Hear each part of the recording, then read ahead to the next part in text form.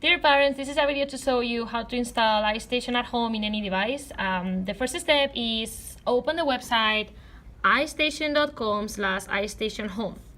You will reach this is the website.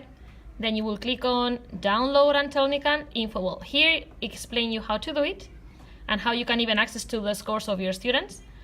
In order to download, you will click on download. Then you scroll down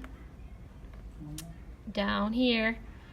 And in here, you will choose what platform you need. So if it is an iPad or a regular tablet with Android, if it is a Chrome device, or if it is just a regular computer with Windows or a Mac.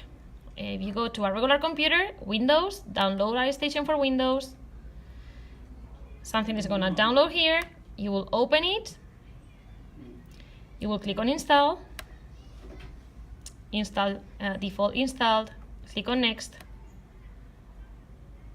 and just wait for it to open. Yeah, so now in here, the first thing that is going to ask you is for the domain.